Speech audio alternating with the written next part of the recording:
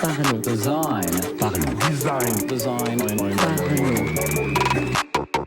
Salut, c'est Romain, bienvenue dans un nouvel épisode du podcast Parlons Design dans lequel on va parler de l'A/B testing.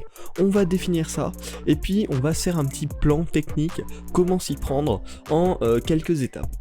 Donc l'A/B testing, c'est une méthode de test entre deux versions, une version A et une version B, dont l'objectif va être de déterminer quelle est la meilleure version selon des objectifs bien précis, en termes de vente, de conversion, d'inscription, bref, en fonction d'objectifs vraiment précis, et c'est ça qui va être important.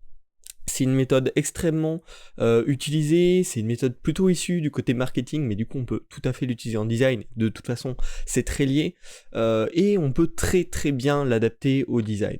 En plus de ça, c'est une méthode vachement fiable, enfin en fonction des quantités, qui va devenir très fiable et donc très efficace. Elle est relativement simple à mettre en place, elle apporte des résultats concrets, vraiment liés au cas réel, parce que ça va être un test qu'on va mettre en production finalement.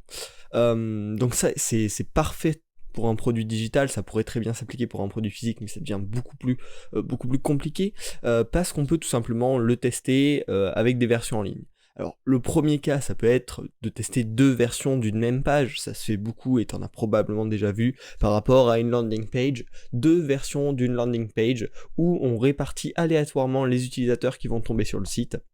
C'est-à-dire que un premier utilisateur va tomber sur la version A, un deuxième utilisateur va tomber sur la version B, etc.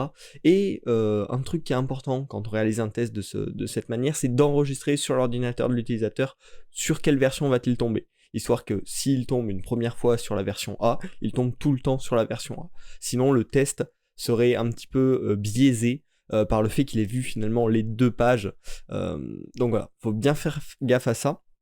Ensuite, il faut derrière un outil de capture de statistiques comme Google Analytics, ou il en existe pas mal d'autres que malheureusement je ne connais pas. Faudrait que je m'y informe d'ailleurs, et peut-être ça pourra faire un épisode du podcast, mais voilà, un outil de capture des statistiques derrière, pour savoir tout simplement qu'est-ce qu'a donné la page A, qu'est-ce qu'a donné la page B, et puis ensuite prendre le temps d'analyser les résultats de manière pratique. L'autre méthode qu'on peut utiliser en design pour faire du test A/B, si on n'a pas le temps ou la possibilité d'aller jusqu'à deux versions de production différentes à tester en ligne, ça va être de faire deux prototypes d'une même fonction, d'une même feature, et de recruter deux groupes d'utilisateurs cibles qui vont tester chacun un prototype. Donc le premier groupe va tester le premier prototype et le deuxième groupe va tester le deuxième prototype. Encore une fois, il va falloir capturer les informations qui sont importantes pour vous pour déterminer quel est le meilleur prototype en termes de temps pour atteindre une action, en termes de résultats atteints, en termes de plaisir pour votre utilisateur, en termes de moins de frustration. Voilà, il va falloir capturer les informations, mais comme vous le ferez dans n'importe quel type de test utilisateur, pour ensuite analyser les résultats. Donc voilà, là on a vu les deux méthodes très globales, les deux possibilités en tant que designer pour mettre un test A/B, mais maintenant on va faire un plan plus complet qui va permettre vraiment de ne rien oublier quand tu prépares ton test A/B. Donc ce plan-là, il se déroule en 5 étapes. Le premier, ça va être de déterminer un objectif précis sur une donnée quantifiable. Ça va être pour exemple, le pourcentage de conversion, le pourcentage d'achat, le pourcentage d'inscription, le temps passé sur la page.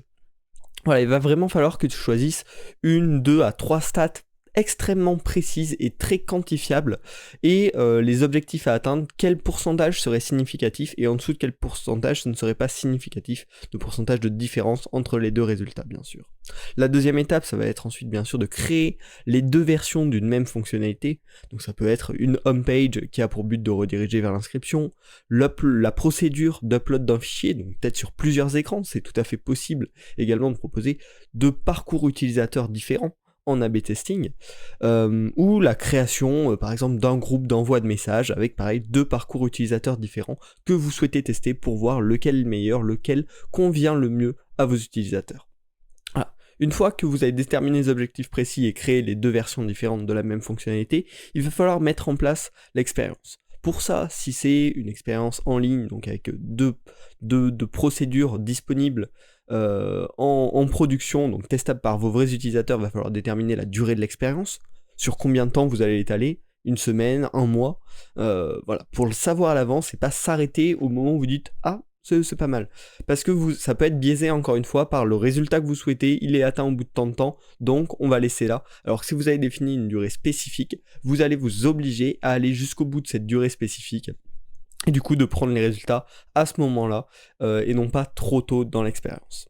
Ensuite, il va falloir vérifier que vous pouvez avoir accès aux stats que vous cherchez à vérifier. Bien sûr, c'est très important de mettre en place les outils qui vont permettre de vérifier ça et de ne pas se retrouver après avec un manque de statistiques intéressantes.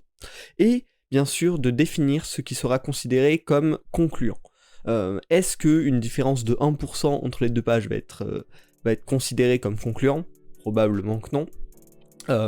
Et à partir de quel résultat vous serez satisfait. Ensuite, il faut donc mettre tout ça en place, la période d'exécution, et une fois que la durée de l'expérience sera respectée, analyser selon les critères prévus. C'est bien important de ne pas remodifier les critères initiaux, ça pourrait être biaisé tout simplement parce que par le résultat que vous souhaitez vous personnellement atteindre, et non pas par les vrais résultats statistiques de l'expérience, et donc il faut bien analyser pour en tirer des conclusions sur quelle est la meilleure version. Donc j'espère que ce podcast assez court sur l'A/B testing t'aura intéressé, t'aura plu et fait découvrir cette méthode. Tu peux bien sûr trouver plein d'articles sur ce sujet, c'est un sujet très répandu. Donc si ça t'a plu, n'hésite pas à partager cet épisode du podcast et à t'abonner pour suivre les prochains épisodes. Tout simplement, on se retrouve la semaine prochaine pour un nouvel épisode du podcast de Parlons Design. Salut. Parlons design. Parlons design. Parlons design.